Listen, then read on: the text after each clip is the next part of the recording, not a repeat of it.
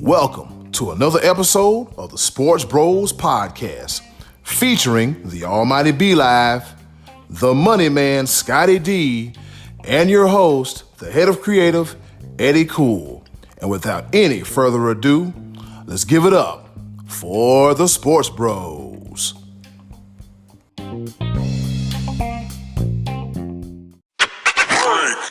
Hey, what's going on, world? This be your boy Eddie Cool, aka the HOC, and guess what? This is episode number 96 of the Sports Bros Podcast. And we're going to wave to you, because guess what? We can see you. Finally, it took three of us to get it together to figure out how the hell you can see us, because I'm pretty sure you want to see these handsome faces, although I haven't shaved in a few days, but that's neither here nor there. Welcome to episode number 96 of the Sports Bros Podcast. Hold on, fellas, a famous number 96. I think Powerful Bure once wore number 96, if I'm not mistaken. And Clyde Simmons also. But guess what? That's neither here nor there. I have two of the best co-hosts in the world. Introducing first, the Almighty B Live. What's happening? What's going on in the world today? Always a question I like to ask because, man, this world is crazy that we live in. Hey, but what we try to do, we try to bring you the easier side of things, the sports side of things, by the fan, for the fan. Man, we got another action-packed episode for you. We say goodbye to NFL, but the NFL never says goodbye to us. We got some news about the NFL. We're going to throw in some other things, maybe a fight or two. But you know, that's what we do. We got the rundown ready, about to come at you real quick. And then Eddie Cool's going to introduce this other guy that's on the show, you know, just for affirmative action reasons. We're going to keep him on the show and everything. You know, it's what we do. Equal opportunity sports bros. Let's get it. Yes, sir.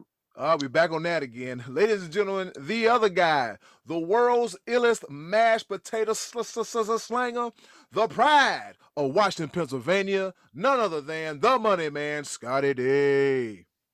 I have to admit, I didn't know you guys were black. This is great. I'm working with a couple brothers here. This is nice. It's good to see you guys. I hear you all the time. I'm coming at you from the snow and cold of Western Pennsylvania. Eddie, I know it's probably cold where you're at, right, brother? Yes, it is cold and it is snowing and it is coming down in miniature cats, dogs, ponies, Pikachus. It's snowing, and I'm just happy to be in the house for the next day or so that way I got to mess with that stuff. I don't have to mess with that stuff at all. Well, fellas, it is great seeing you again for the first time in forever. Eye candy. Eye candy, yes. Eye candy. Here go this eye candy mess again. All right, guys. Are we ready? Let's do it. All right, it's time for the rundown. Even though football season, the action on the field has stopped, the action behind the scenes, no, it never stops. None whatsoever. And last week, J.J. Watt was like, you know what? I'm like Deshaun Watson. I don't want to be here neither. Can I go now? And Houston, Texas organization said, yeah, J.J., we going to let you walk. It come to a shocker to some, but not all of us, including us, the Sports Bros. Not too much of a shocker. So J.J. Watt, gone out of Houston. With that being said, fellas, the question I pose to you is, which team will be a potential landing spot for the services of one, number 99, Justin James Watt? Well, it's very simple to me. I don't see it any other way, because there's nothing in this world that's more compelling than family. He's going to be a Pittsburgh Steeler. I just don't see any way about it. JJ, TJ, isn't Derek on the team as well? Isn't he also? I think all three Watt brothers are on the team. Mm-hmm. So it's easy. It's simple. Join the brothers, get them together. It would be a huge, and I mean huge, marketing situation for the Steelers.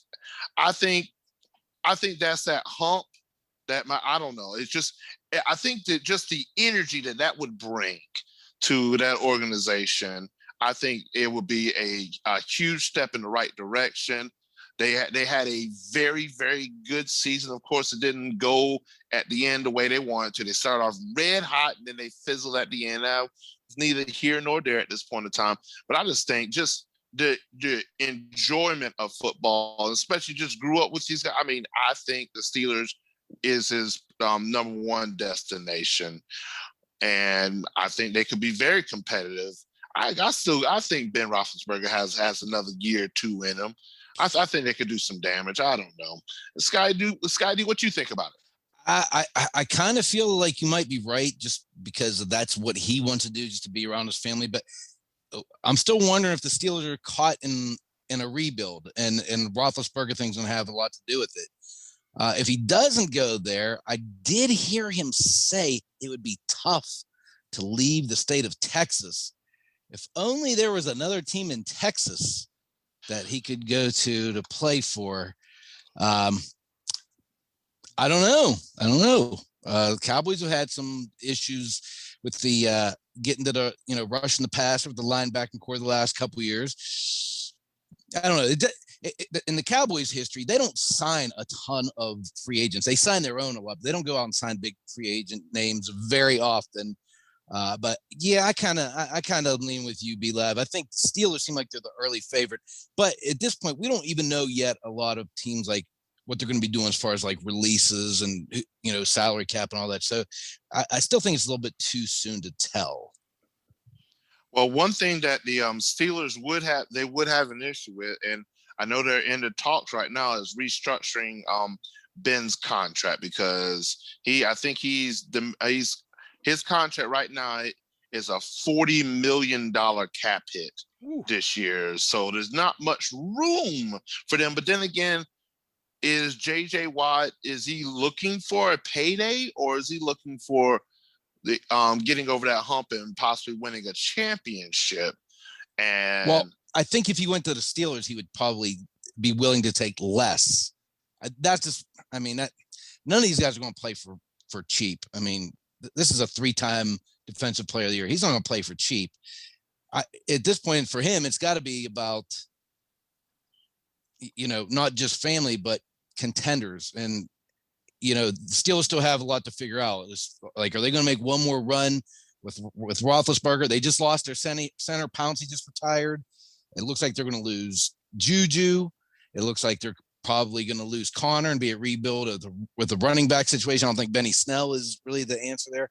So the Steelers have a lot of question marks, and I don't know if that's the piece that they're looking for. I mean, like I said, they may be going into a rebuild. They may be just scrapping it and going all the way in. We don't even know if Roethlisberger's definitely coming back yet. So that's the whole thing. If he doesn't, if he's out seeking a trophy, if he's trying to get to the Super Bowl, I don't know that Pittsburgh's the answer.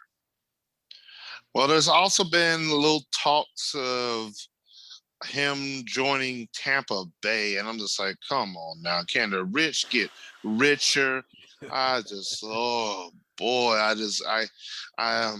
Congratulations to Tom Brady on the 7 rings. Just come on, bro. You want to come back for more? You're just greedy. You're just greedy. It's okay. It's okay. I'm hating again. Let me tell you, don't hate. That dude got tipsy for probably the first time in his life, and he threw the trophy to another boat. And I know there's a lot of people criticizing it, but I thought that was kind of all right, I got nervous. I was like, oh, hell, he about to take the okay, somebody was on the other end of that reception. Like my heart went from like my chest to my feet, and I just turned pale and started sweating. I'm getting nervous over stuff that's not mine, but that's a Lombardi trophy. And what's that? Somebody's mad about that. Well, you shouldn't have done that. Hey, look, this guy has 7 of them. Okay, so yeah, but Tampa doesn't. So if that one's going to the bottom, they only got one more left to show for the trophy case. Couldn't you see maybe Gronk doing a cannonball and trying to get down into the water to most definitely scoop that thing out? Yeah, most definitely.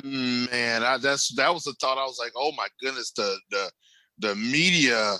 If that trophy would have fell in the water, oh my goodness, we definitely will be talking about that. And the person that's in question that's upset about the Lombardi Trophy being thrown is the daughter of the blacksmith that designed the trophy. Right. So we have another Karen. I'm Lighten sorry. up. Yeah. Lighten up. They do that with a how Stanley Cup every year. I mean, come on. it's like, just come on now, come on. The symbology or the symbolism of the trophy. Come on. They just Symbology? Let me look that up. Symbology. Symbology. If you ever get a chance, if you have not seen the movie The Boondock Saints, I highly, and I mean highly, recommend it. And this is hilarious. But yeah, that's where I get that from. But yeah, it's man, the fact that she was upset, she thought that was disrespectful to her family. I'm like, come on. You designed the trophy. It is a symbol to 55 great teams.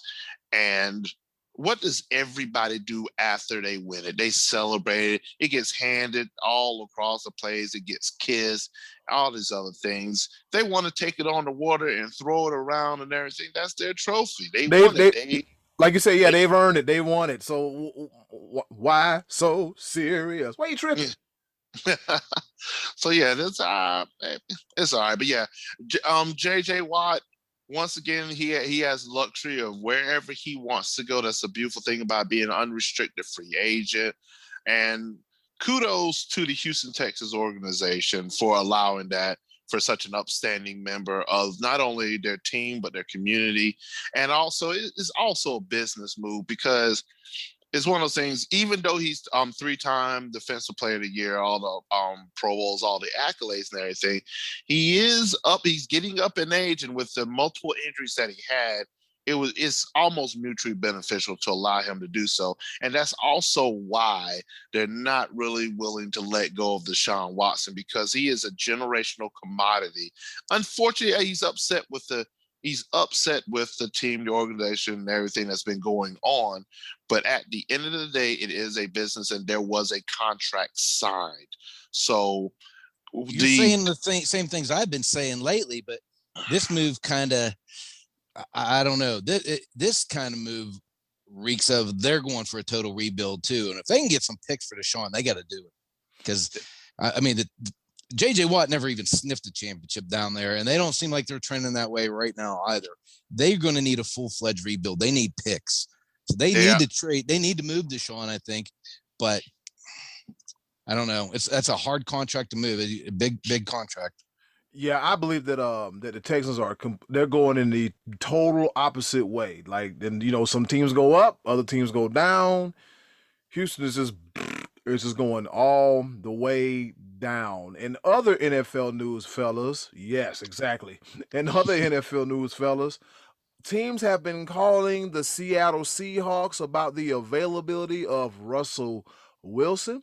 In the words of the Hurricane Shane Helms, what's up with that?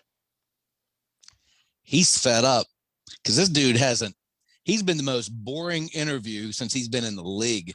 I mean, he hasn't said anything worth repeating or talking about until last week. Now he's all of a sudden, I'm tired of getting hit. I don't know if I'm on the market, blah, blah, blah. Yeah. Now, my question is he posturing so that just putting some pressure on Seattle to make improvements, or does he really want to go? Because I kind of don't think he wants to go. I think it might be time for them to look at head coach change. I mean, that's just, I think Pete Carroll been around a little bit too long. I think they need a fresh voice in the locker room, and I think Russell Wilson needs to be there to build around, because it's not like that was a playoff team. That's not like their cupboard's bare. They got a lot to work with up there. I just don't think Pete Carroll's the guy. I never really was a big fan of his. Oh, good old gum chewing Pete Carroll. Yeah. With me, what I feel, how I feel about Pete Carroll is that he's a winner. From college to the pros, and like, how many successful college coaches make the transition to the pros and actually are successful? There's very, very few. Pete Carroll is one of them. So I don't think I don't think it's the play calling. I don't think it's I think it's more of the front office. I think it's the personnel that's really dropped the ball. And I will say this, though. I will say this. When it comes to Russell Wilson, come on, bro. Did you just call out your offensive line like that? Did you just alienate the people that are paid to protect you, even though they haven't done a good job of it? I don't think that's something that's said in an interview. I think that's said behind closed doors. But now it's out there, and it's just like, okay. And like you said, Scottie D, posturing. I think that is a very big possibility. I really don't see him leaving Seattle either. But the fact this is the year of the quarterback, and what's essentially happening is that a lot of teams are looking to make big changes. They saw a Tampa Bay team that went 7-9 with crab leg stealing Jameis Winston, and then they turned into a Super Bowl winner with the quarterback change. Yes, there were a couple more moves, but that defense was the same defense last year. You still had Chris Godwin, Mike Evans, and Cameron Brate on that team from last year, also with Ronald Jones Jr. and Leonard Fournette. So it's like there was only a couple pieces that were added, even though those were the 3 touchdowns in the Super Bowl with the likes of Gronk and Antonio Brown, which were a direct reflection of Tom Brady and his ability to build around and everything, people that wanted to play with him. And the only team that probably was going to give Antonio Brown a chance again, maybe there was a couple more, but the fact that they brought it all together, now people saw that formula. They're also looking at the fact that it's still Kansas City is still Kansas City. They're still going to be in the talk for years to come. Mm-hmm. They're probably going to lose Sammy Watkins this year to free agency, but there's still going to be a lot of still core pieces to that. And he's still the baby goat. I don't care what anybody says. Stephen A. Smith can choke on a big one when he's talking about, he's no longer in the GOAT talk because he lost to Tom Brady. Cut it out. This dude still has another easily 10 to 15 more years in the NFL. He's been in the league, 3 years? Been to the Super Bowl twice in 3 years? You're telling me that he doesn't have a chance to get 4, 5, 6, 7 multiple championships? And Jesus, if he didn't ball. And so teams are starting to see that. And they're like, man, solid quarterback play, next level quarterback play is a piece of that puzzle that a lot of teams do not have. So it's looking like and also the fact that Matt Stafford and Detroit was able to get all those pieces for moving their quarterback, and he still got a halfway decent quarterback out of it and a lot of picks. So don't sleep on Detroit moving up in the ranks in the next couple of years. So, I mean, we'll see. There's a lot of moving pieces. Yeah, I'm sleeping on Detroit. I think is that you snoring, Scottie D? Is that snoring I hear? I was saying, they've won one playoff game in 55 years. So I'm going to sleep on them till they win another one. Well, I mean, the Dallas Cowboys have won one playoff game in the past 25 years. So they beat the Lions. They beat the Lions. Yeah, they beat the Lions. They beat the freaking Lions. But yeah, I think overall, I think Seattle is fine. Scottie D, there might need to be a change as far as like coaching, possibly. They really got to do something about their defense, because their defense was Swiss cheese, was poo-poo. I think it was like 3rd worst in the league or something like that. But yeah, they're up poo. Yeah, it was that bad. But I don't think they're going to make a coaching change, because it seems like Pete Carroll's wielding a lot of power in Seattle right now. I know their owner, Paul Allen, died a year or 2 ago, and it seems like that leveraged more in Pete's favor somehow. So I don't think he's going anywhere anytime soon, but I really don't think Russell Wilson is either. I think they just got to boost their offensive line play a little bit, get him some weapons, and maybe an offensive coordinator who's going to let him cook. Yeah, Cook. That's if he don't fall apart like he did like at like the middle part of last season. Like let him cook. He's on fire, and then he just fell all the way off the cliff. All right, and that's it for NFL news and notes. We had a fight this weekend, a UFC fight. Guilty party. I'm going to admit that I got this little thing during the weekend called work, and it was Valentine's weekend, and I couldn't work and I couldn't see it. Your boy didn't even have any chance to get in any highlights. But guess what? Somehow, some way here at the Sports Bros Podcast, we gonna talk about it. And with that being said, ladies and gentlemen, welcome to another segment called At the Fights with the Money Man, Scottie D. Reason being is because he watched all the fights. Tell us what you saw, Scottie D. Well, I saw a man who is a really bad man get beat by a really bad man, and that is Kamaru Usman. This guy, I don't know, you guys didn't see the highlight, but in the first round, he's fighting Gilbert Burns, who used to be his training partner, and I thought had a legit chance of going in there and banging with Usman and winning this and upsetting him. And in the first round, he clipped him good. Usman was staggered. He was hurt. He was rocked. And then he regained his composure in the second round. He started asserting his own offense, and then he just put him away in the third round. And it was obvious that he's still at this point head and shoulders above Gilbert Burns, which brings the problem. There's not anybody in the top 5 except for Wonderboy Thompson he's not fought yet and beaten. He's beaten the top 4 contenders. Jorge Masvidal is the one that he's called out himself afterwards. Now, Masvidal last summer fought Usman and it went the distance, and Usman fought him with a broken nose. Dude had his nose broke before the fight. Fought anyway, didn't want to back out. Masvidal took that fight on a week's notice because I think Gilbert Burns was supposed to fight, and I think he got COVID whenever that fight was coming up. Mm-hmm. And so Masvidal, I guess, has used the excuse he didn't have time for full camp and to train. And he did look like not in as good a shape, but that seems to be the way that they're leaning. Wonderboy has come out and said, hey, I'm the only guy in the top 5 you haven't beaten. So that makes sense for me to get the next shot. And I kind of think that would be a fair one to give Wonderboy the next shot, Stephen Thompson, but he's not going to beat him.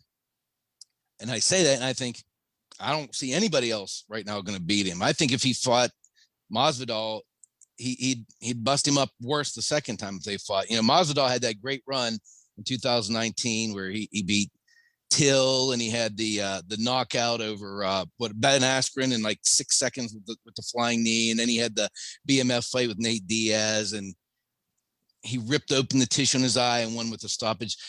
You know, I'm starting to wonder if Masvidal, that was like the peak of his career. You know, he only fought once last year, hasn't fought again since. It seems like it's hard to get him into the cage. But guys, I tell you what what I looked at, and you might find this kind of like interesting the way I did, is that if you look at I thought we might be like in a glory time for UFC right now as far as champions go, because in that sport, even in boxing, champions come and go a lot. Mm-hmm. But if you look at what we got right here, right now, and Usman in 4 straight title fights, I'm talking, or you know, as a challenger and then winning, Usman has fought in 4 straight title fights and won.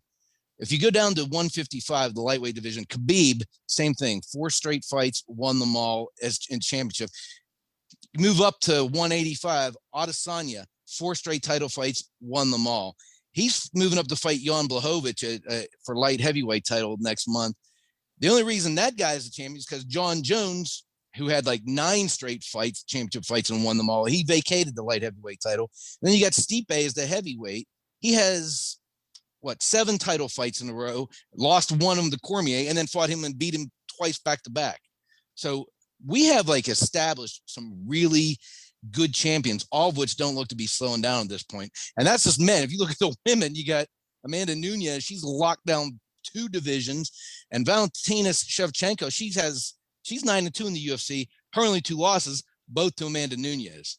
So we have some really this is like maybe like the glory year of the champions right now in the UFC, because all these fighters that are holding titles, their records are, it's not like they work their way up like Wonderboy would do and gets a title fight, wins, then loses the title next. These are all like legit badasses we have in UFC right now. And I'm looking forward to that fight we got coming up with Israel Adesanya and Jan Blachowicz. You got to give Adesanya a lot of credit, man. He's moving up. I mean, he's got other contenders in his division, and he's moving up to fight a guy who hits really hard. So it's gonna be interesting to see how he fares moving up in weight. All right, and with that being said, ladies and gentlemen, that was At the Fights with the Money Man, Scottie D. One day, I might get one of those jobs where I could just do the Monday through Friday thing, and I could spend my weekend sitting down watching sports, but I'm not going to cry. And all right, from the looks of it, UFC Fight Night, we got Blades versus Lewis, two big old heavyweights.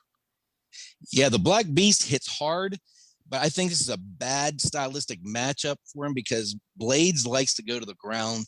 I don't think it makes sense for him to try to exchange with Derek Lewis. So I think we're going to see the type of fight. It's like a boring ground and poundish kind of. I hope I'm wrong, but I can just see. I mean, like I said, if Derek Lewis's best weapon is the thunder in his hands, and he's not as good on the ground, why would Blades want to stand in there and trade with him? I think Blades is going to try to take him down early and often and look for submissions and ground and pound. So we'll see. That one's coming up this Saturday, I think, right? Is that this Saturday? Yes, Saturday the 20th. Yeah, UFC Fight Night. Mm-hmm. Awesome. Looking forward to that one. Yep, gonna have to tune into that one. I think we have to watch that one, fellas. Actually sit down and watch that one and kind of pick that apart. Ain't that right, B Live? Oh yeah, absolutely. I do hope I have the time to do so. I'm on a new job adventure, so but I'm doing a couple things on the side as well. So I might be busy Saturday, I might not be, but I definitely want to find time to watch UFC and amongst other things that happen on Saturday, college basketball. It's almost that time. Mm-hmm. It's almost that time. We're really about to get into the nitty gritty of the conference play. See seedings going into the conference tournaments. It is almost that time. So how about that game last night, Florida State and Virginia? Wow. Oh man, what a game on Monday night. What a game. That's a good one. That's a good one. What is our boy Justin Champagne doing? What is he doing? Not winning. See what happens when we try to get behind somebody, they just turn around and just let us down. We raise them up so high, and then they just then the bottom. Hit now under 500 in the ACC. Yep, and Be Live, as you stated last week, we are running a real chance of no blue bloods in the tournament. Man, oh man, it's whew, like as it sits right now, like. Kansas did drop out of the top 25. I still think they make like a middle seed or whatnot. North Carolina, it was slated to be last four in. Can you imagine? Wow. Well, then again, I mean, you sort of can imagine because last year during COVID and everything, before everything got shut down, North Carolina was dead last in the ACC. They were dead last. When does that happen? Dead last, and yet you still predicted them to win the ACC championship, which was incredible. Yeah, he did. I remember he did do that. I did. I see you bringing up old stuff, but anyway. But now, as it sits, with bracketology, Duke and Kentucky are not in. They're looking at the NIT right now, and Duke's looking at the NIT. Kentucky's looking at the CBA. Or whatever the third tier, the CBI, the College Basketball Invitational, and if I'm not mistaken, you got to pay your own way to get there. Man, they gotta stop scheduling so hard. I mean, I give them credit. I like when teams like that. Michigan State does that every year too. They schedule good, top tiered opponents early in the season, and usually that pays off for you late because you're already kind of battle tested late. But even Calipari said, man, that wasn't fair for me to do that to these kids. He just put them through the grind early, and it's been too hard for them to recover, especially a team like Kentucky, who every year has like all new players pretty much every year. Whoa. Could you say that again for the people in the back? I've been saying this for years. The Calipari formula does not produce. It does not. They win. Yes, they win from time to time, but they don't bring the home titles. I think Calipari only has one title in his reign at Kentucky. He has a lot of players that go to the NBA.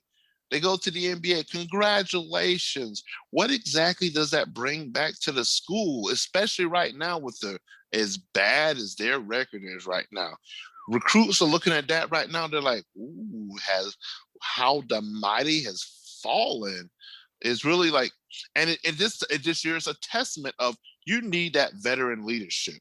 You can't just go off of raw talent alone. And because with the reduced amount of time these kids have had a chance to practice, play together, they have no idea how to they have no idea how to play with each other. And it's also evident with the shortcomings of Duke. Duke started going along with that whole one and done, bring in the best talent and everything like that, and then everybody ship off. Their team's incredibly young. So guess what? I said this a long time ago. It doesn't work. You need to build strong programs where kids will want to stay for 3, possible 4 years. I know the money's in the NBA. I get that.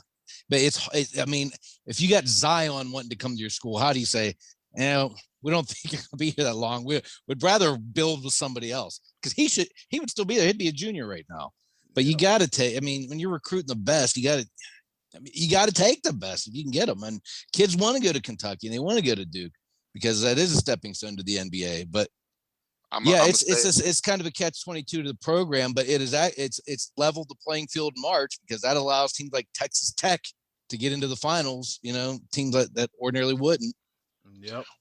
Well, here's the thing, and I'm gonna say this because guess what? Hashtag all roads lead to Dabo.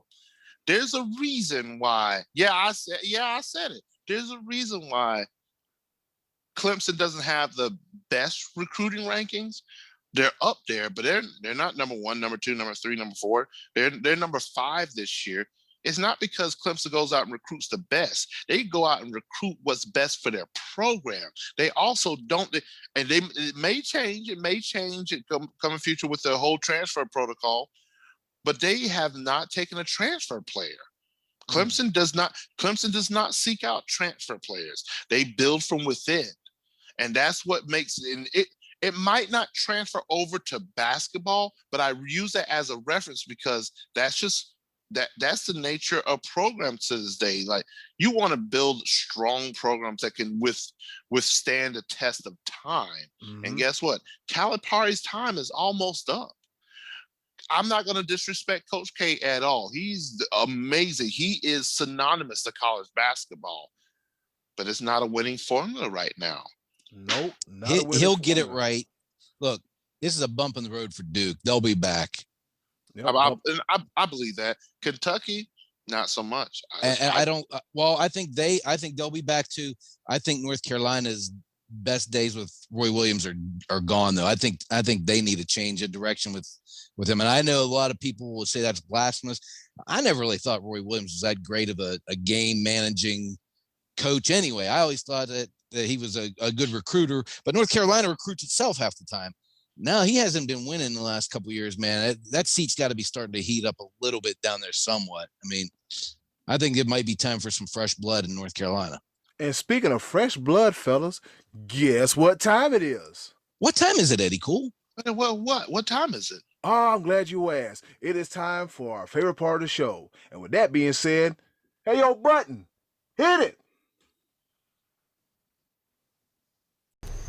And now, our favorite part of the show, the choices of the voices. Once again, thank you to the wonderful and ever so lovely Miss Button for introducing our favorite portion of the show. You heard the woman, the choices of the voices. And shout out for Button, because if it wasn't for Button, me rambling, I'm pretty sure you would get tired of that, just as I'm tired of doing that right now. And with that being said, Scottie D, what's the question for this week's choices of the voices? All right, so the question I posed to the listeners was, what would you like to see the NFL do to improve in 2021? And I said, be creative. If you want to do sword fighting on the field, that's an acceptable answer.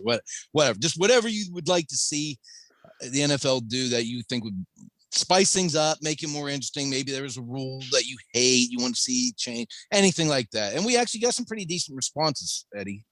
Yep, we did get some very, very decent response. All right, Joey Buckets, aka Joe Gafkin, he said, "Get rid of kickoffs. Waste of time.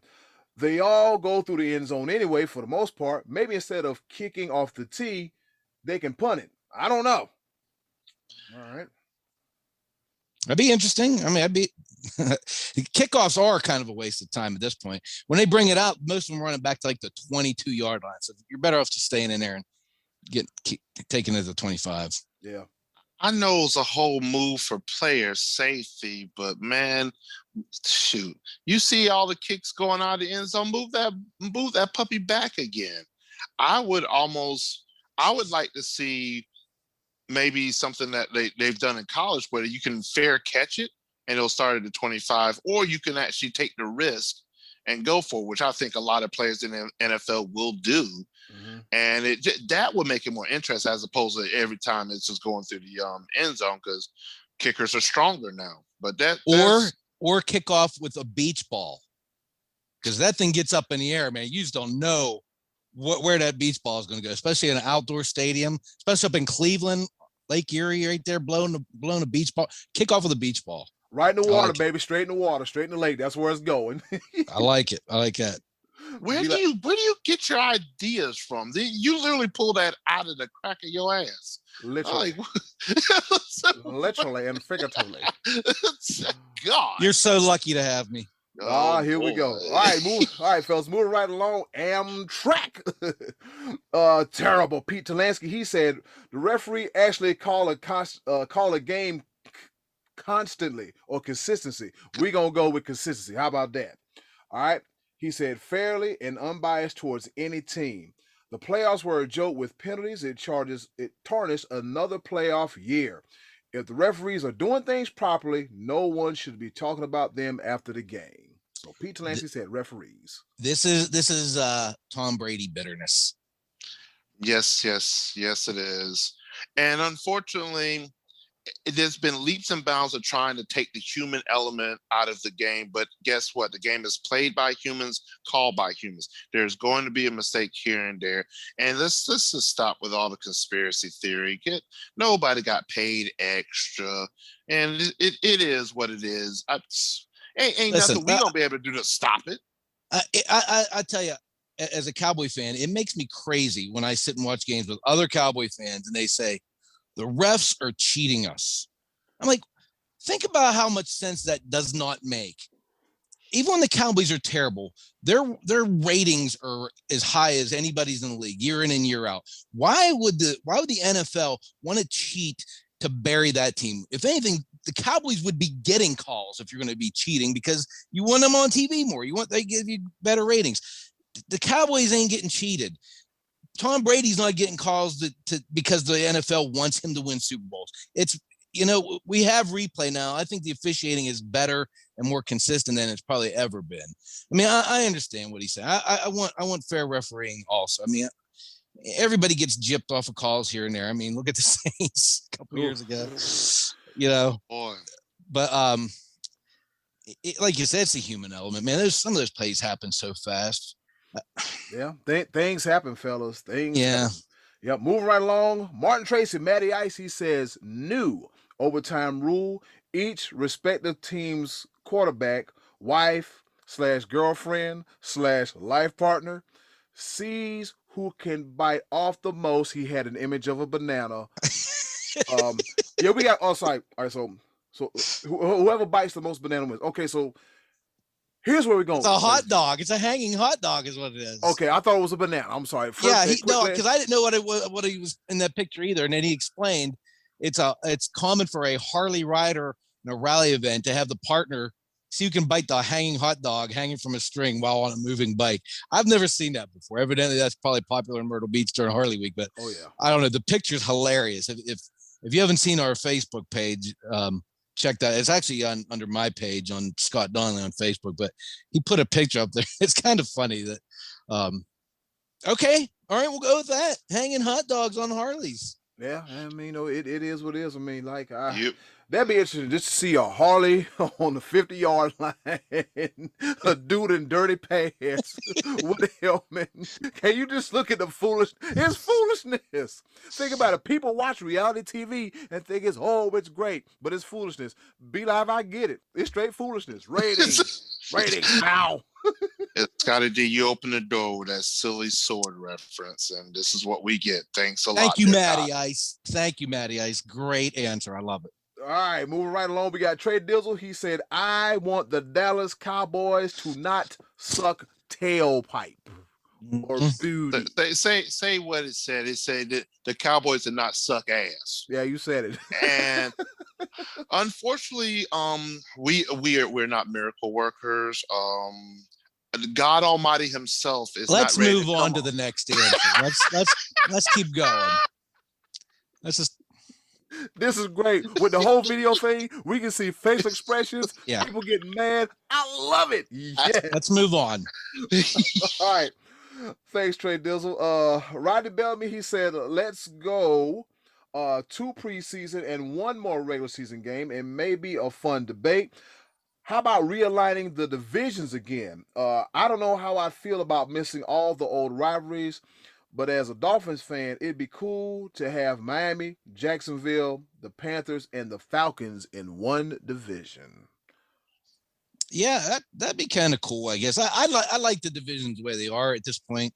Just, rivalry way. Oh, I mean, come on, give me a break with the. I know the NFC is terrible. I know it's bad. I know.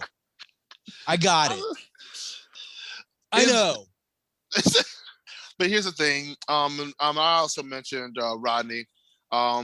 That if it was in a realignment, Tampa would be in there before the Panthers would be. But then there's a couple things that be reworked. But I would welcome this just because you can do this, realign the divisions, and still keep some of those rivalries. Like they do it all the time in college football. It's just a couple moves here and there to keep your beloved Dallas Cowboys beaten up on Friday night. No, I can't say that. I can't say what I was about to say, but you can keep.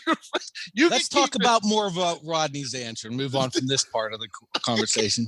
Since you seem to be on a Cowboy hating vengeance tonight, I do like the 2 preseason games. I think that's enough. I think this past year showed that the preseason does have some value because some of these teams look pretty raggedy out of the gate, which they usually do anyway. But I think you need at least 2 preseason games, and I think that's probably enough. And I'm still not a fan of the 1 more regular season game. I'm pretty sure they're doing that this coming year. I'm not sure if that's 100% done deal. I know Corey asked us about that. He said, I thought the 17th game next season was already a done deal. I think they're still waffling on that for some reason. I'm not 100% sure, but I think 16 games is enough. I really do. Yep. And as you said, Corey Logren, he did mention, I thought the 17th game next season was already a done deal. Yeah. Is it still 50-50? Because I thought it was like a full goal, but it was like no, and they had to retract back or something. But I don't know. Ladies and gentlemen, you're watching the Sports Bros. Oh, you hear that? You're watching and listening to the Sports Bros podcast. We're just 3 dudes talking sports with a twist, something you cannot miss. So we're not experts, but we sure act like it, don't we? Fake it till you make it, baby. All right, so Cole, go ahead, be live. Oh yeah, just I looked it up real quick. It's in the plans. Okay. But what will have to happen that it may not come for weeks and not months, and they have to first negotiate at least 1 new media contract in order to make the move to 17 games per the CBA. Mm-hmm. But it's in the talks, so we could hear about it possibly next month at some point in time once they have the league year starts up. Yeah, the league. So that's definitely one of the moves that they want to make. So there's a lot of momentum behind it, and a 17-game regular season would actually allow for division realignment and keep your precious division rivals. And yes, I would like to beat up on Atlanta, but they're right there. New Orleans, I want to beat up on them too. I don't like them. The Aints. But yeah, I digress. Eddie Cooley, sir. All right, here we go. Then we got Cole Duncan. What's going on, Cole? I think it's your first time joining us here on Choices of the Voices. I guess He's spawning. helping with the realignment here. Yep, he said Charlotte. I don't know what they say. Carolina. What's wrong with y'all? Yes, they play in Charlotte, but they're the Carolina. Do you people even watch football? Like, what's going on? You not know your team? Two states, one team. One team. Yeah, they are not the Charlotte Panthers. I remember one dude was like, "Hey man, I like your team, the Panthers." He's like, "Yeah." He's like, "I was like, yeah." He's like, "Yeah." North Carolina gonna do some. Carolina, North Carolina. What was it? P. Diddy? Was it P. Diddy when he was trying to become an owner of the Panthers? Referred to them as the North Carolina Panthers. I told him to get all the way out. You got to know what the team is before you buy it. Yeah, how you gonna visit the team? You don't even know their damn name.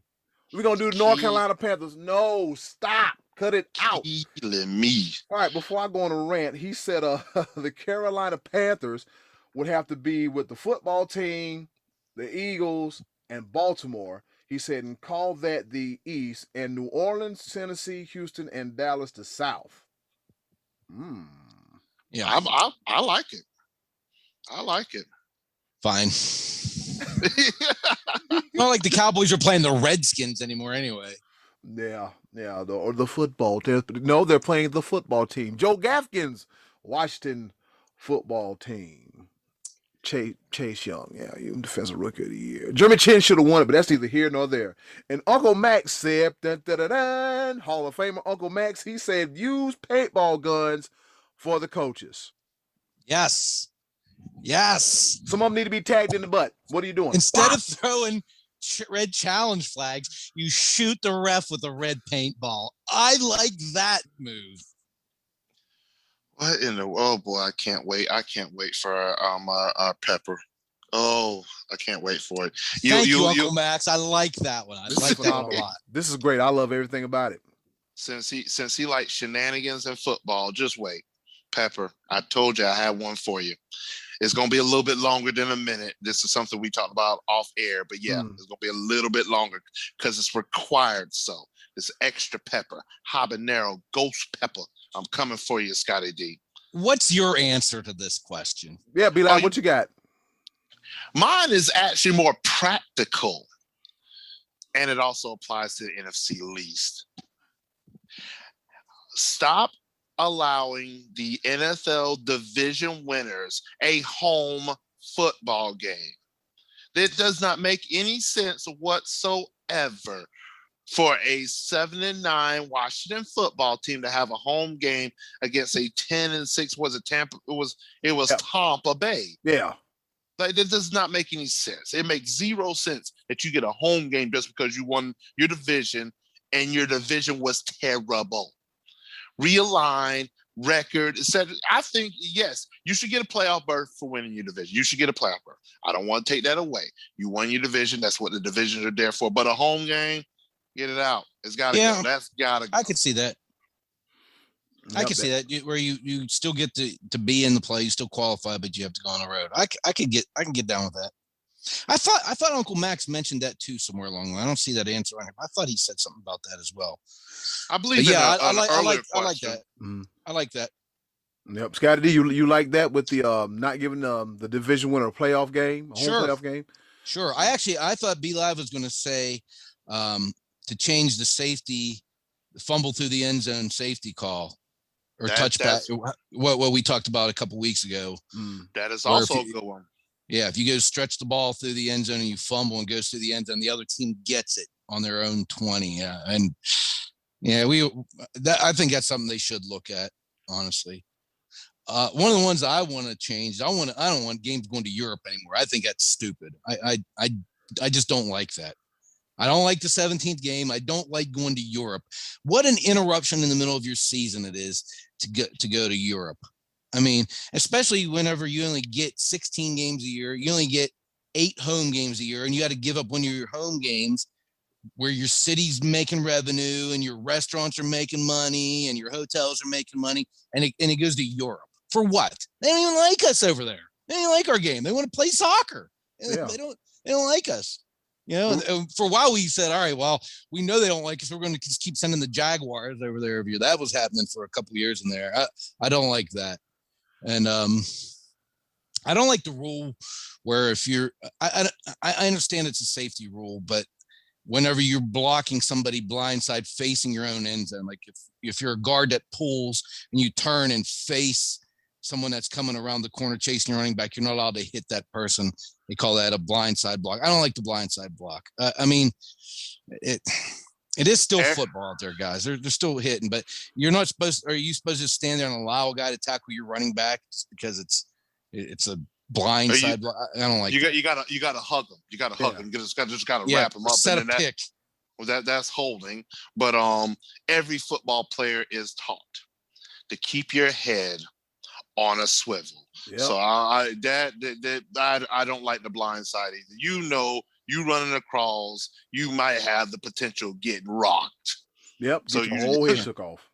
So I agree with that. One other thing I'd like to see the NFL do to improve in 2021 is on draft night, I think they should have public execution of Roger Goodell. I don't know if that's. I would tune in for that. I would tune in. I don't know if that's legal. Oh, well, that's why you make it a rule. Make it a rule. So now you're killing people. What the hell's going on? This goes back to the sword thing, but this would actually not take place on the field. Full circle. This would, yeah. I watched Game of Thrones not too long ago. I'm kind of into that stuff now. So the NFL got Roger Goodell's head on a spike. Game of Thrones. Let's do this all. Shame. Let's do this all. Shame. Winter is coming. well, up here in the Midwest and the North Atlantic, it's hell. It's hell. Winter's hell. It's hell. It ain't going nowhere. It's hell. I don't care what Punks or Tony Phil, Punk ass told you. It's cold and it's hell. Trust me. Yeah, it's never gonna stop snowing. It's cold. Eddie, cool. What'd you have there, buddy? Let's see. Hey, right, it's cold everywhere. Let's see. As far as the kickoffs, I like what the XFL did. As like everybody staying in place. Boom, kick the ball. I got the ball, and then frantic madness happens. I like that. I like it because you know what? That serves as not to eliminate the element of the kickoff. It gives the kickoff more meaning. Because think about it. What was that? They couldn't move until the ball was caught. Is that what it was? Yeah, until the ball was caught. Yeah, they couldn't until the ball was caught, and the only person that was in motion was the kicker. Like not because like the other guys on the special teams, like everybody was like statues. They kick the ball. That's right. The guy catch it, and then they can all converge it to the middle. And so you're probably looking at maybe 30, 35 yards per return if they institute that rule. I got an idea. Push it back just instead of pushing up, push it back a little bit and have them not move doing kickoffs. Because think about it. The NFL did swagger jack the Bubba Cam from the XFL too, because you see the celebration, the end zones and everything. Yeah, the first rendition of the XFL came from that. One thing I don't want to see is them putting the ball midfield and players getting in many car collisions trying to get the damn football. Dumbest thing I've heard in my life. That was crazy. Yeah, dumbest thing I've heard in my life. So that's my main. I couldn't think of anything else really. That would be the main. Well, actually, no, that one. And if you kick a field goal from 60 yards, it should be 4 points. It should be 4 points. Because think about, greater risk, greater reward. If you got that leg and can take that ball and put it through the uprights instead of getting 3, you get 4. 1, 2, 3, 4. I think that would make it entertaining. Especially like, okay, during halftime, go ahead and run the kick team out there. Think about it if they had the 4-point rule and Sebastian Janikowski with the world's biggest legs. Yeah, remember he tried one for like 75 yards at one time? Yeah. He didn't get anywhere close. I think it actually was going into the wind, but he tried one for like 70 some yards. It would change the dynamic of the game for sure, because now if you're down by 4 points, you don't need a touchdown. You know what? We got 30 seconds to go. Hey, crank it out. Let's try it. And hey, I'm here for it. All right. Yeah, good. That's crazy. I still think the best answer though is the killing of Roger Goodell publicly. That's the winner. All right, shout out to Trey Dizzle, Rodney, Terrible Pete, Joe, Matty Ice, Trey Dizzle, Corey, Cole Duncan, and Uncle Max for their participation in this week's Choices of the Voices. Scottie D, what's the question for next week's Choices of the Voices? All right, we briefly touched last week about the NFL Hall of Fame, and we talked a little bit about the Baseball Hall of Fame last week. What NFL Hall of Fame eligible player who has not yet been inducted would you like to see get in? So I'm asking this in a broader sense, not necessarily who do you think is the most deserving, but who would you like to see get in? And I'll give you a good example. Is Sterling Sharp, when he played for the Packers, to me was like one of the best receivers I'd ever seen. He only played 7 years with Green Bay, and injuries took the rest of his career away. And he only ended up with, I think, 8,100 yards. Technically, he probably should not be in the Hall of Fame, but I would like to see that. I would like to see him be in a Hall of Fame. So it's kind of like you're not necessarily saying this person definitely has the numbers and he's eligible, but somebody you would like to see because of what you saw them do on the field. So that's how we're going to kind of broaden that a little bit. What NFL Hall of Fame eligible player who's not yet been elected would you like to see in Canton? All right, that's a pretty good question. And guess what, ladies and gentlemen? We'll come back for next week's Choices of the Voices. Okay, boys, let's bring it home with a round of pepper. All right, you heard the woman. We're going to take it home with a round of pepper. You know how we do it. 3 topics, rapid fire style, kind of, sort of, not really, but either way, you going to be entertained. My first pepper point goes out to Indianapolis Colts star-stud linebacker Darius Leonard. And he had a message for future free agent possibilities that's going to come to the Colts via his Twitter. And I quote, free agents, if y'all are thinking about coming to the Colts and play defense, just know that we don't want you if you don't play hard, run to the ball, make plays, or not willing to sacrifice yourself for your teammate to make the play. In other words, don't you come down here on no BS. Why? Because Darius Leonard said so. Over to you, Scottie D. Laying down the law. I like it. All right, so this past week I watched the golf tournament out there at Pebble Beach. It's usually a pro-am. Because of COVID, there was no amateurs, celebrities, athletes out there this year. But nonetheless, I love watching any tournament that takes place at Pebble Beach. For the second week in a row, Jordan Spieth was right in the mix. He was on the top of the leaderboard on Saturday. Oh, boy, the announcers wanted it so bad. They wanted to finish this comeback story with the win, but wasn't to be. Daniel Berger punctuated his win with a 30-foot eagle on the final hole to win it at 18 under par, capping a great week for him. Also, he had the almighty Nate Lashley was tied with him on the 16th hole. Poor dude, triple bogey with a 4-putt. Man, I feel that kind of pain. That's my golf game to a T. He just kept running the putt back and forth through the hole. But nonetheless, a good win for Daniel Berger. Jordan Spieth, try again next week. You're going to get that W this year. I have a feeling. Be live to you. I was hurting when I saw that 4-putt, and he took his putter in right to the ground. threw it in the air and he grounded. Oh, it was hurting. All right. It's that time again. For the listeners that was with us last year, Be Live, your almighty Be Live brings back NASCAR. He made another left turn. Daytona 500. We have a new winner. After 358 races, Michael McDowell won the rain delay Daytona 500. But that's not the point. It ended in a horrific crash. And you want to know why it ended in a horrific crash? It wasn't because of the rain. It was because the driver's hands were greasy, because during the rain delay, half of them decided to go to drive-thrus and get fast food. No, that's not true. Is that true? Yes, that's true. They literally, gosh. They left the race, and not half of them, but a few of them literally went to drive-thrus and grabbed food. Did they use their car? They use a car? No, they can't do that. Oh. I just wondering. That'd have been pretty cool, though. But yeah, Michael McDowell, congratulations. His first ever win. He didn't even lead an entire lap. He won on the caution flag because like it was a really bad wreck. But congratulations to him. Daytona 500, the star of the NASCAR season. He made another left turn. Eddie Cool, double ball. How the hell am I going to follow that up? How am I going to follow that up? I'm just getting started. B-Live, do some quick research. We got to find out the local eateries and fast food places around that said area. Because I need to know what the hell's going on. Somebody had to post something on Twitter. All right. My second pepper point, we going to talk about the world of professional wrestling. As Scottie D said, we are some open-faced wrestling fans, okay? We don't hide it. We don't ignore it. It is what it is. Everybody got their thing, our things, sports, and good old wrestling.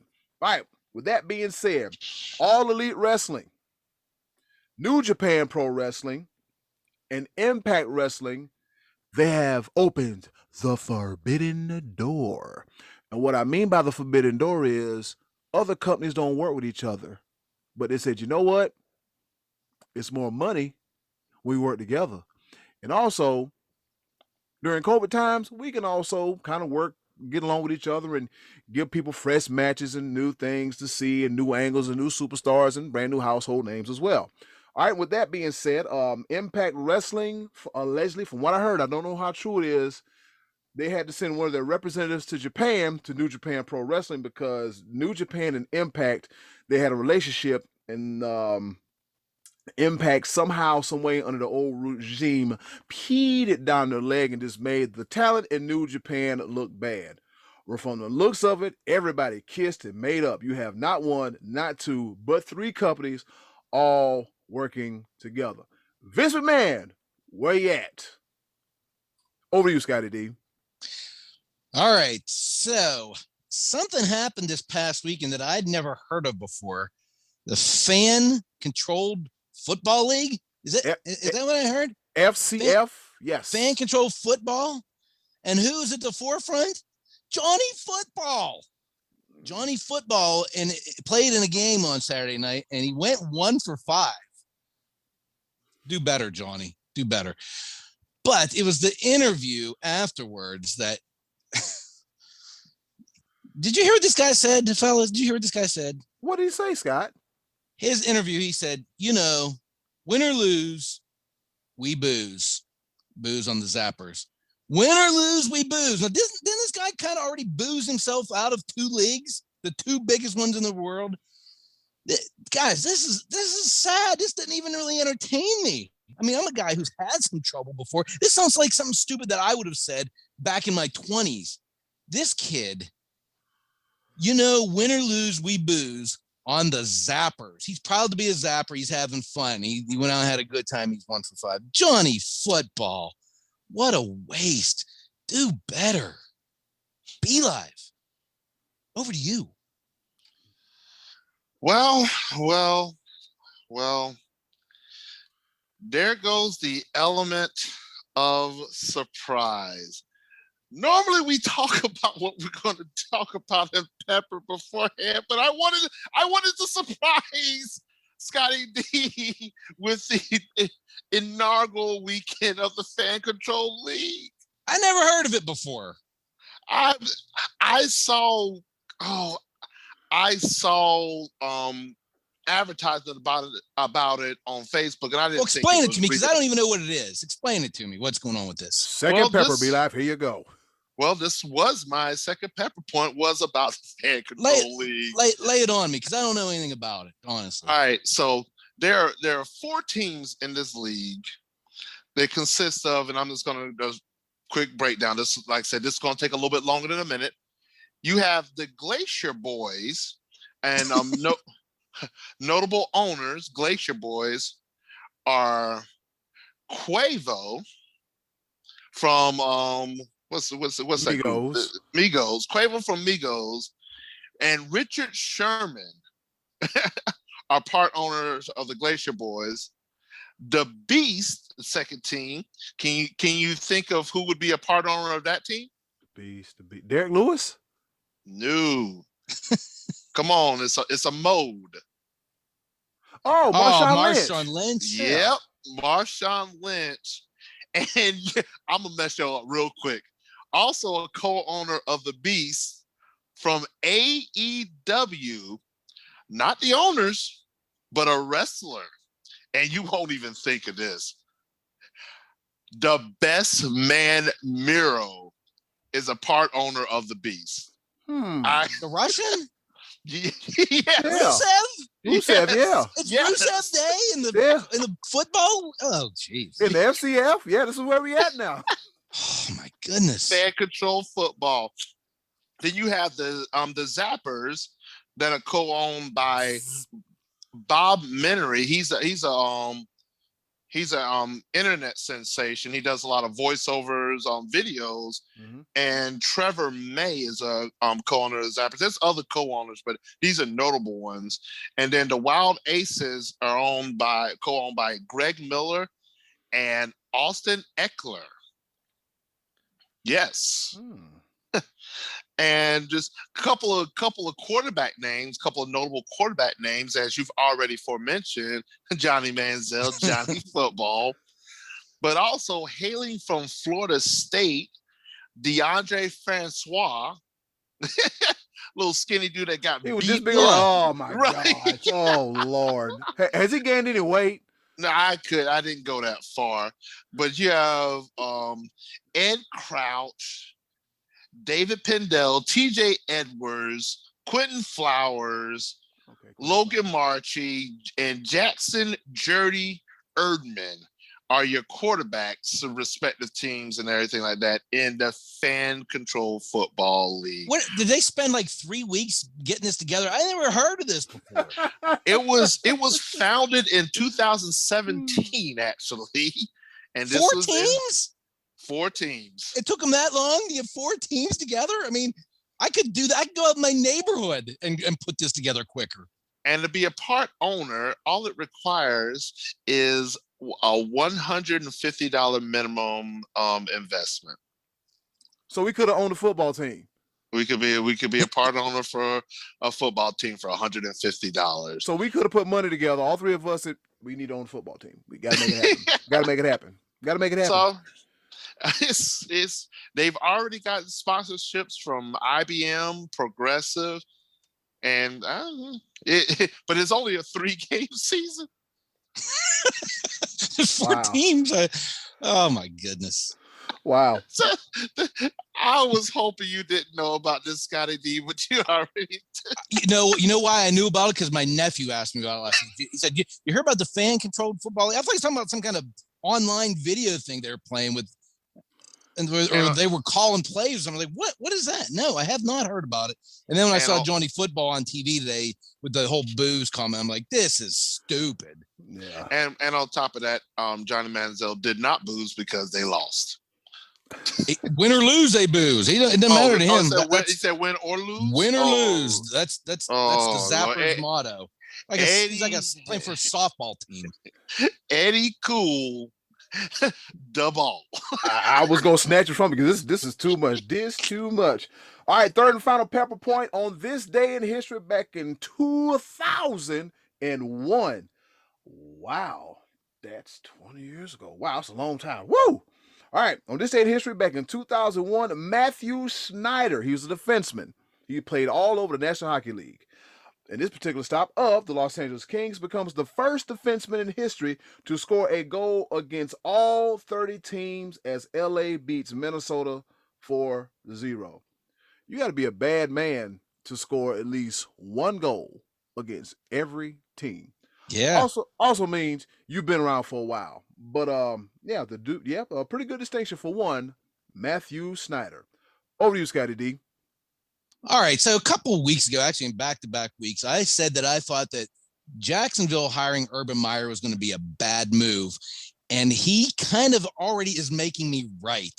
Now, this past week, I think it was on Friday, he hired Chris Doyle to be the director of sports performance.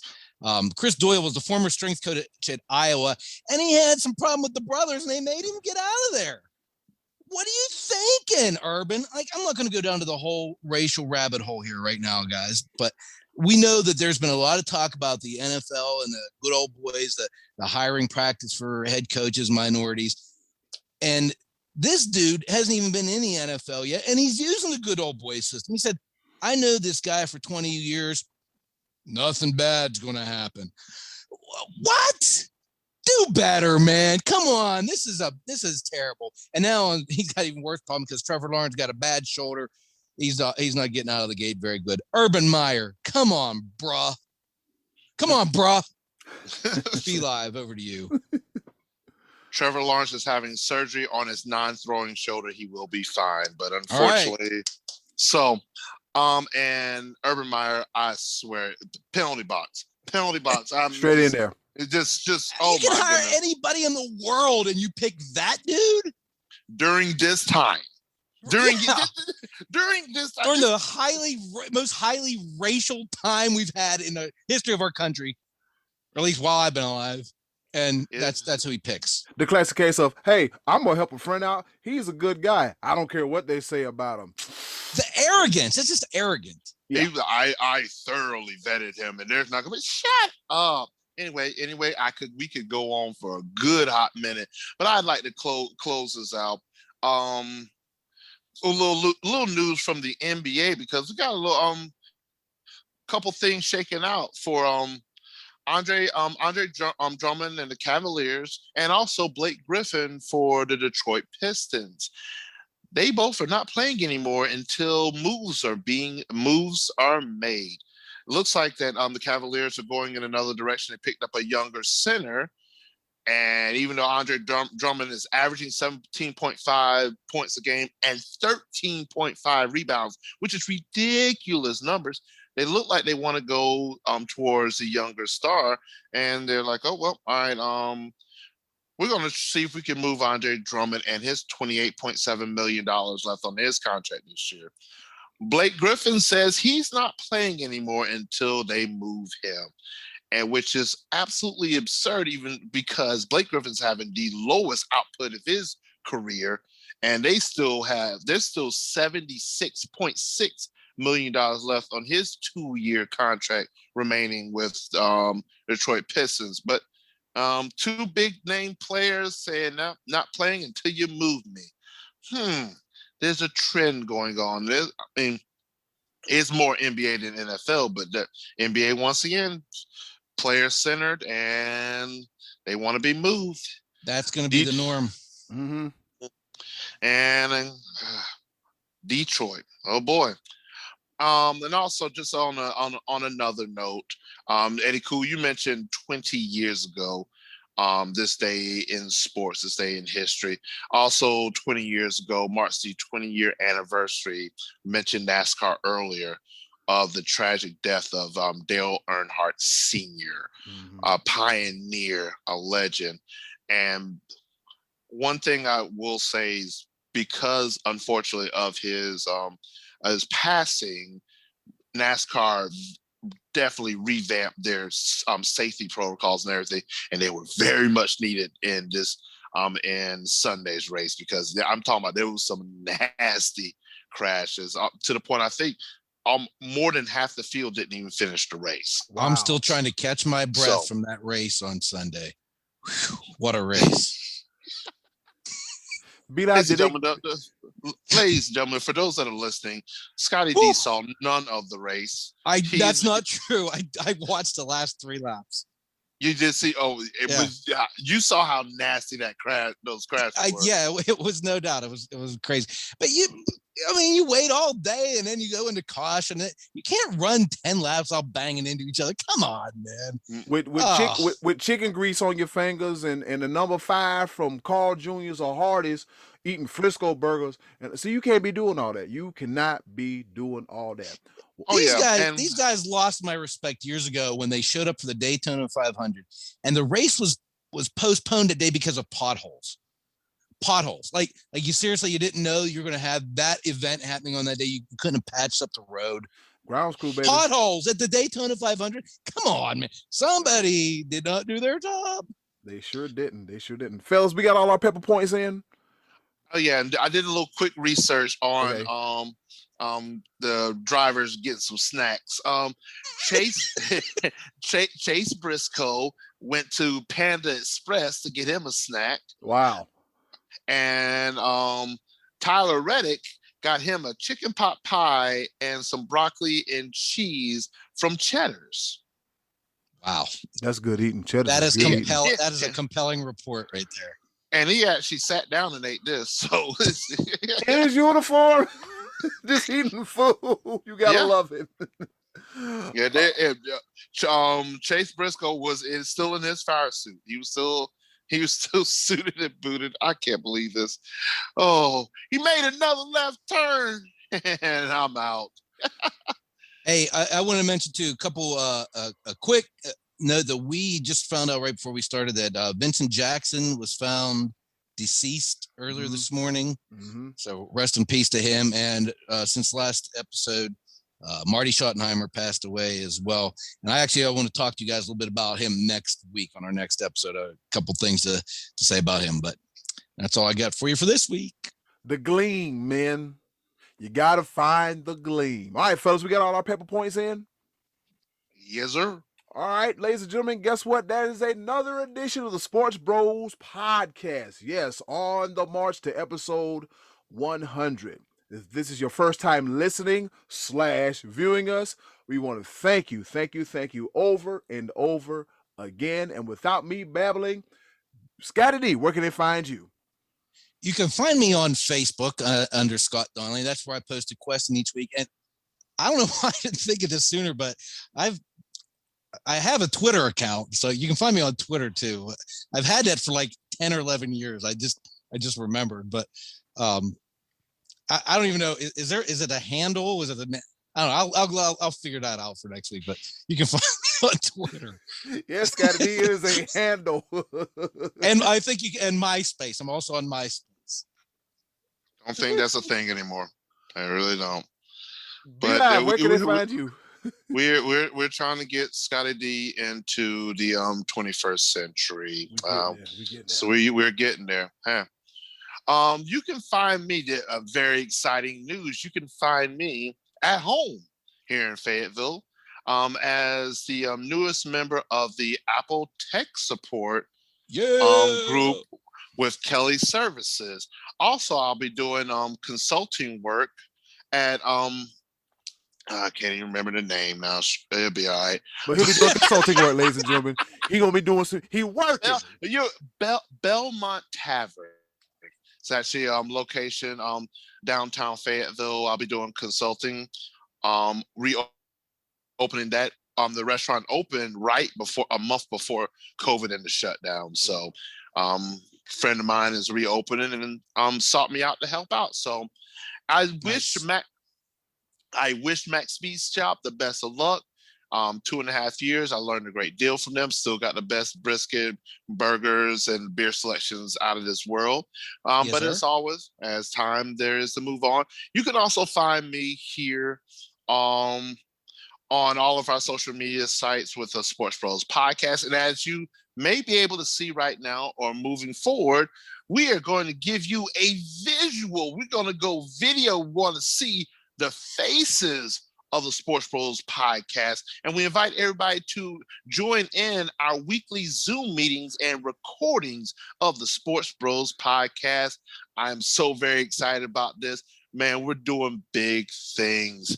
You're going to get to see us in all of our glory. Yes, sir. Yep, in all of our glory. We got Scott over here shaking like Bug Nasty on the Chappelle Show. And that being said, that leaves me, Eddie Cool, the HOC here at the Sports Bros podcast. Catch me over at the SportsMe App, Sport Bro 19. And as B-Live mentioned, all the aforementioned Sports Bros podcast, social media platform, websites, everything, so forth and so such. A little quick, little plug, a little shout out to Helen Chris. I recently made an appearance on the Helen Chris show. We'll have a link in the bottom for you guys to check out that podcast, the audio and the visual as well too. Great topic. You get a chance, check it out. They're talking about some hard to swallow and tough to talk about topics, but it was a good time. Now looking forward to appearing on the Helen Chris show one more time. Fellas, you got anything else you want to add before we get up out of here and watch a little bit of wrestling and try to not lose our minds? Win or lose, stay off the booze. I like it. Yes, sir. And with that being said, and in closing, do something nice for yourself. And if you can, do something nice for someone else too. They'll greatly appreciate it now more than ever. Be a blessing and not a burden. And of course, don't be an ass. Wear your mask. It's been another episode of the Sports Bros Podcast. Yes, sir.